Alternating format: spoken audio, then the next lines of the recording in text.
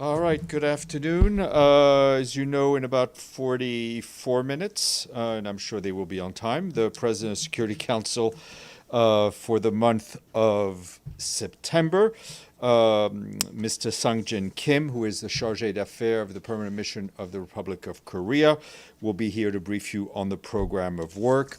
As a reminder, for those of you who are connected by Zoom, there will be no Zoom connection for that briefing, but you will be able to follow it on UN Web TV.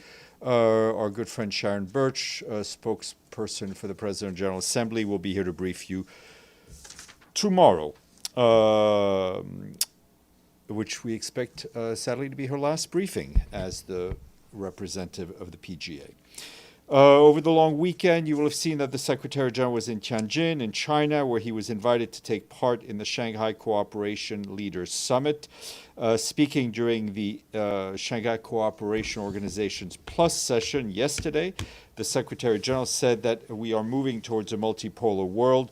We need principled leadership to strengthen multilateralism, uphold the rule of law, and deliver for people, as reflected in the Pact for the Future. He added that the Shanghai Cooperation Organization is uniquely positioned to help shape a more peaceful, inclusive, and sustainable future. Turning to the situation in Ukraine, the Secretary General told the leaders of the summit that it is past time for a ceasefire leading to a just, comprehensive, and sustainable peace in line with the UN Charter, international law, and relevant UN resolutions. The Secretary General also reiterated his call for an immediate and permanent ceasefire in Gaza, an immediate and unconditional release of all hostages, unimpeded, safe, and sustained humanitarian access. We shared those remarks with you. While there, he had several bilateral meetings, including with the President of China, the Secretary General of the Shanghai Cooperation Council, the Prime Minister of Cambodia, and the President of Iran. You will have seen all those readouts that we shared with you during the weekend. He now arrived in Papua New Guinea. Earlier today, he met with the Governor General, Bob Bofeng Dade, as well as the Prime Minister, James Marape. Later in the day, during a press conference with the Prime Minister, the Secretary General said he was honored to be the first UN Secretary General to visit Papua New Guinea and to join in celebrating 50 years of the country's independence. For the past 5 decades, he said, Papua New Guineans have taken on a profound task to weave their breathtaking diversity into one people, one country that leaves no one behind. Papua New Guinea has long led the charge for climate justice, he said, and as we approach the UN Climate Conference in Brazil later this fall, he added that the world must move faster to keep the 1.5-degree limit alive and also to produce a credible path to achieving the 1.3 trillion United States dollars objective decided in Baku during the last climate conference. Tomorrow, the Secretary General will address a special session of Parliament to mark the 50th anniversary of the country's independence. We've shared those remarks with you under embargo. And you should be able to follow those on the UN Web TV if you're up in the middle of the night. You will have seen that over the weekend, we issued a statement on Yemen in which the Secretary General strongly condemned the arbitrary detention of UN personnel by the Houthi de facto authorities in Yemen. He further condemned the forced entry into the premises of the World Food Programme, the seizure of UN property, and attempts to enter other UN premises in Sana'a. The total number of UN detained staff at this moment, after this latest action, now stands at least at 18. This is in addition to the 23 colleagues already arbitrarily detained, some since 2021. You will recall that one of our colleagues died while being held in custody by the Houthis, and that took place in February of this year.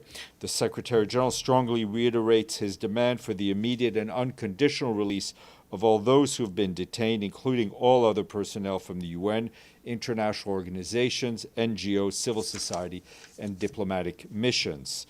Our personnel and that of our partners must never be targeted, they must never be arrested, and they never must be detained while carrying out their duties on behalf of the United Nations.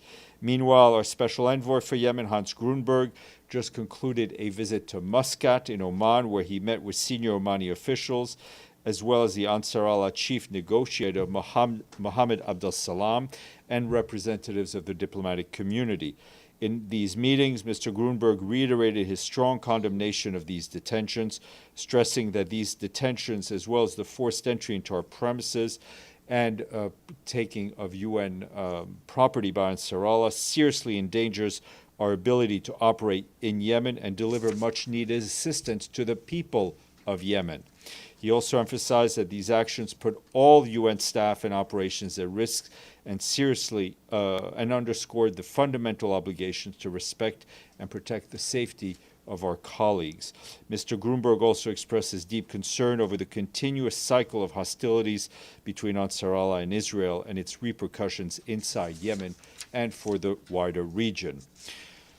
Turning to Afghanistan, you will have also seen over the weekend we issued a statement which the Secretary General said he is deeply saddened by the devastating loss of life caused by the Sunday's earthquake in the eastern Nangarhar province in Afghanistan. He expressed his solidarity with the people of Afghanistan, extended his sincere condolences to the families and victims, and wished a speedy recovery to those injured. He also said the UN in Afghanistan will spare no efforts to assist people, but noted that current humanitarian funding is insufficient to address the needs. He called for additional resources to be urgently dispatched to respond to the tragedy and crisis at hand. On the ground, our humanitarian colleagues tell us that preliminary reports from the de facto authorities now indicate at least 1,400 people have been killed and more than 3,100 injured. Casualty figures are expected to rise further as search and rescue teams reach affected areas. We have dispatched at least 25 assessment teams to the region to assess the situation. We're already supporting the response by deploying critical items to areas that can be reached. For example, our colleagues at UNHCR, the UN Refugee Agency, are deploying pre-positioned essential relief items from stockpiles in Kabul. That includes tents, that also includes blankets and solar lamps. Our humanitarian colleagues note that an immediate priority needs to include emergency shelter, critical medical supplies, drinking water, and emergency food assistance. The de facto authorities have launched an immediate response, flying hundreds of medevac cases to regional hospitals for care and clearing blocked roads. They also humanitarian partners are also seeking ways to mobilize additional air assets to reach those in needs. Shelter material and medical supplies are running low, and the current funding is insufficient to address all needs, as we've been saying. Our emergency relief coordinator, Tom Fletcher, called for the international community's support to scale up emergency relief efforts. We and our partners are developing an emergency appeal, and we'll keep you posted. Yesterday, the Deputy Emergency Relief Coordinator, Joyce Masuya, released $5 million from the Central Emergency Response Fund to help kickstart our response, and that will be matched by $5 million from the Afghan Humanitarian Fund. Our colleagues note that the earthquake has added death and destruction to a country already facing multiple crises, including severe drought and a return of millions of Afghans from neighboring countries. Our UNHCR colleagues also report that a number of the victims had recently returned from Pakistan, where they had been forcibly returned to Afghanistan.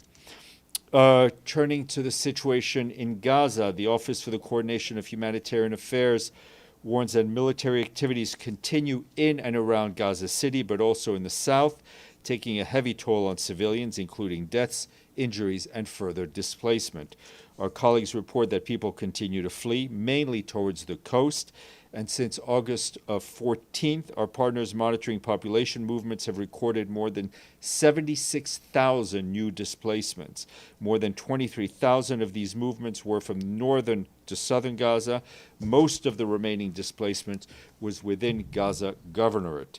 OCHA also says that coastal areas in the city are already extremely crowded with tents, forcing some of those fleeing Gaza City to move north to coastal areas near Zikim, although those areas are under displacement orders. Meanwhile, there continues to be daily reports of malnutrition-related deaths in Gaza. Our colleagues from the World Food Program say the situation continues to deteriorate, noting that families without able-bodied members face the highest risk of severe malnutrition. For this reason, last Tuesday, WFP resumed the distribution of digital vouchers following a 5-month pause and have so far reached 22,500 people. prioritizing vulnerable groups, including people with disabilities and female-headed households. We and our partners are also continuing to transport food and other medical supplies to and from the crossings, but the current situations on the ground have not yet allowed us to resume community-based distribution. WFP said violence among crowds and convoys make organized distribution nearly impossible to put civilians and staff at risk. Adding to these difficulties are congestion at entry points and supply shortages. Only a ceasefire will ensure the necessary conditions for a massive response to prevent famine spreading further. During the previous ceasefire, as you know, we reached nearly every single person in the Gaza Strip with life-saving aid, and we can do this again. Meanwhile, OCHA reports the movement of humanitarian teams inside Gaza remains heavily restricted. Between Friday and Monday, about 1 in 3 planned missions were either impeded or outright denied by Israeli authorities. That's 12 out of 37 movements that we coordinate with them. As a result, many missions couldn't be completed. Restrictions also impact the pipeline before it reaches Gaza. Our colleagues leading on logistics say that strict physical inspections by Israeli authorities continue to significantly delay aid clearance at Ashdod port.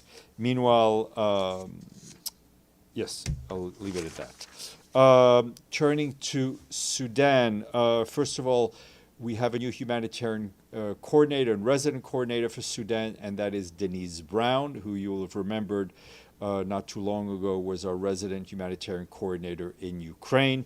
She comes to us with quite a lot of experience, as you know, and we congratulate and welcome her. In terms of Sudan, the Office of the Coordination of Humanitarian Affairs is deeply concerned by reports of the devastating landslide that struck Tarsin village in the Jebel Mara region on the border of Central and South Darfur states. That apparently took place on the 31st of August, and that came after days of very heavy rainfall. According to our humanitarian partners, it is difficult to assess the full scale of the incident or confirm the exact death toll, as the impacted area is extremely hard to reach. Preliminary reports from local sources estimate the death toll to be about 1,000 people. Our humanitarian partners, though, have reported significantly lower numbers. An interagency assessment will seek to provide verified figures in the coming days. In a message of condolences and solidarity, our acting humanitarian coordinator in Sudan, Luca Renda, today said we and our humanitarian partners are mobilizing to provide support to people impacted by the landslide. OCHA is also coordinated with our partners in the areas to assess needs and mount a response. Although Jebel Mara is one of Sudan's most remote and inaccessible regions, it is hosting people displaced by the ongoing conflict in other parts of the country, including those who fled North Darfur state. Our humanitarian partners also note that heavy rains have caused widespread damage and displacement elsewhere in Sudan. In Gadaref state, more than 300 people were displaced over the weekend when floods hit Bazora and Abu Nal villages. That's what the International Organization for Migration is telling us. In South Darfur, torrential rains displaced 750 people in Safia and destroyed more than 100 homes on August 31st. Impacted communities urgently need humanitarian assistance, including water, sanitation, hygiene services, emergency shelter, and many household items. Meanwhile, our humanitarian colleagues are also gravely concerned by the humanitarian situation in El Fasher. Continued shelling has reportedly killed at least 7 civilians and wounding more than 70 others in recent days. The absence of safe passage for those wishing to flee the violence continues to trap civilians in the besieged city. Recent satellite image reportedly shows more than 30 kilometers of earthen walls surrounded the city, further restricting the movement of civilians. A reminder that the Secretary General has called for an immediate ceasefire around El Fasher, stressing that civilians must be protected, safe passage must be guaranteed, and humanitarian aid must be allowed in without delay and without obstruction. And our colleagues at the UN Humanitarian Air Service, which, as you know, is operated by the World Food Program, tells us they had to end their fixed-wing air service in Nigeria last week due to lack of funding. For 9 years, the service has transported humanitarian staff, medical supplies, and critical cargo to and from the epicenter of the crisis in Borno and Yobe states. in a country that has experienced unending conflict for the past 16 years of conflict. Road transport remains extremely dangerous, and air transport is essential. In 2024, UNHAS flights had carried more than 9,000 passengers. Already this year, 4,500 humanitarian staff had relied on the service to reach affected areas. UNHAS cannot continue without funding. $5.4 million is needed to remain operational for the next 6 months. Without this funding, the humanitarian response in the Northeast risks being cut off from the very people it needs to serve. Bear with me, a couple more notes. Turning to Myanmar, a report published today by the UN Human Rights Office shows that between 2021 military coup and August 20th of this year, credible sources have verified the killings of some 7,100 people by the military. According to the report, a third of them were women and children.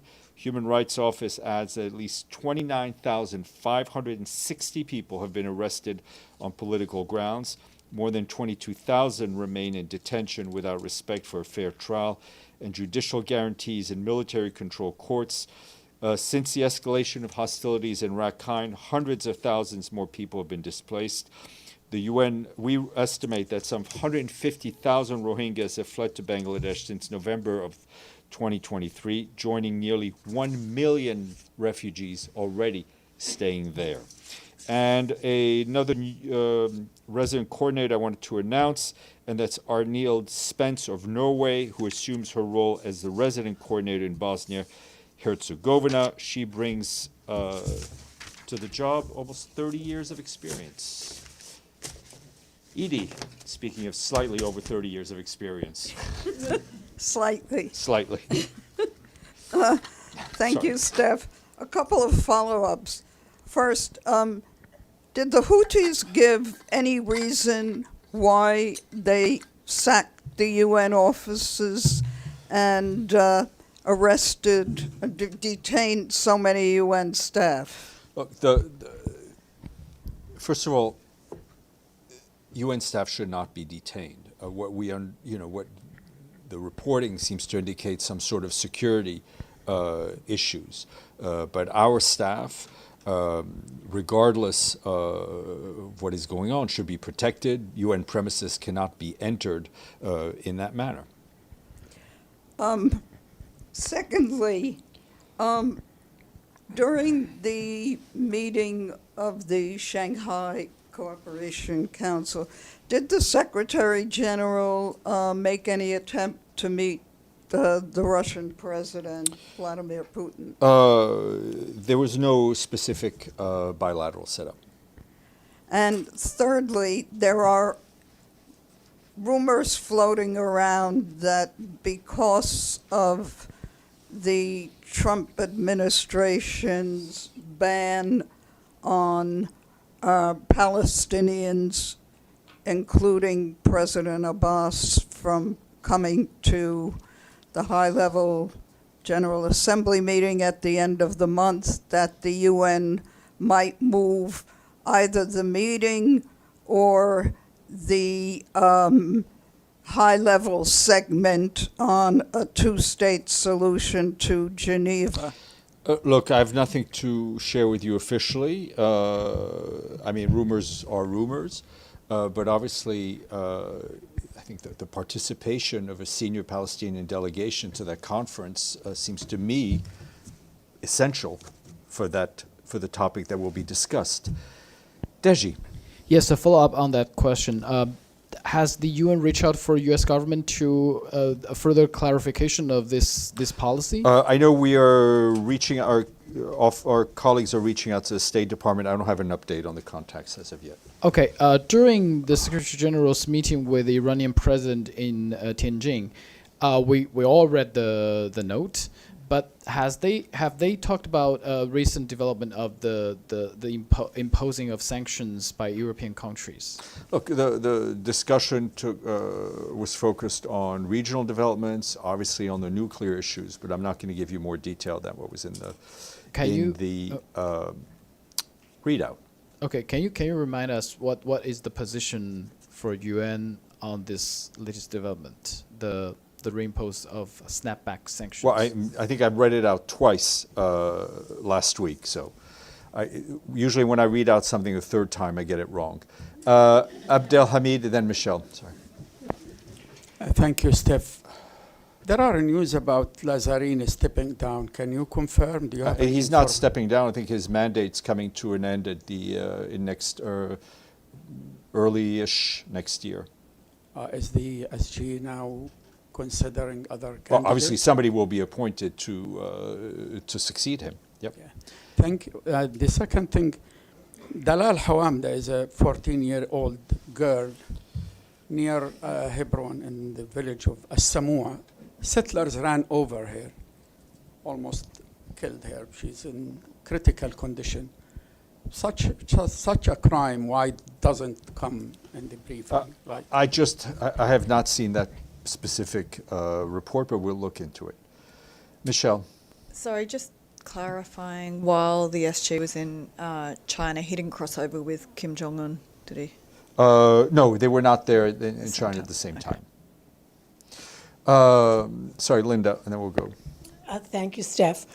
Apropos of Yemen, what is the UN's role? Can you just shed some light in terms of what the UN's role is in the non-Houthi controlled areas of Yemen where, you know, well, I mean, the UN's role is primarily, in Yemen, is probably humanitarian, a country where people, regardless of where they live, face tremendous humanitarian challenges. So there's a big presence in the south, the east, the other parts of the country as well? Yep. Thank you. Zara. Hi, Steph.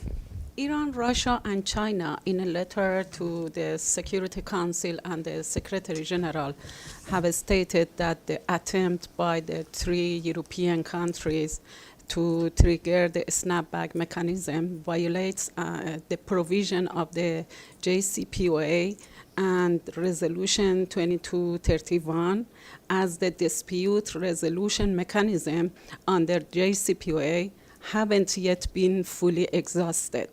They have called for the move to be considered null and void. What is the Secretary General's position on this matter? Well, that will be an issue for the Security Council to decide. This, as you know, the UN is not a party to the JCPOA. The Secretary General's message is for Iran and for the countries parties to the JCPOA to use this window of opportunity to intensify their diplomacy. Yes, please. A follow-up on Shanghai Cooperation Organization Summit. During his statement in Tianjin, the Secretary General says we are moving towards a multipolar world, and the SCO is also now the world's largest regional organization by population and geography. How does the UN view this expansion of SCO influence in global governance? Well, you know, the Secretary General has been saying for quite some time that we're moving into a very much a multipolar world. He has also very publicly said that it is important for the UN to work with the various groupings that we are seeing, whether it's the SCO, the G20, CARICOM, I mean, all of the African Union. This is all part of the kind of the layered multilateralism that the Secretary General often speaks about. Alex, and then Stefano. Thanks, Steph. I have a follow-up on Yemen. You've mentioned the seizure of UN property. Could you please be more specific, like what we're talking about? My understanding is I think there was some electronic equipment taken. All right, thank you. Stefano. Thank you. The world-leading association of genocide scholars have declared that Israel is committing genocide in Gaza. Is the Secretary General aware of this? Yes. And what does he think? Look, it's a very prominent and serious organization. It doesn't change our position, which I've stated and restated, when it comes to the Secretary General using the term genocide. This doesn't stop us almost every single day in condemning and decrying what we are seeing taking place in Gaza. And then another question. Apparently, France has put its hospital on alert for a war that could start by March 2026. Is the Secretary General aware of this? I have and no what does clue he what think? you're talking about, Stefano, but I'm happy to look into it. Deji. Yeah, just a very quick question. Do we know the nationals of those who detained in Yemen? They are local staff, national staff. They are national staff.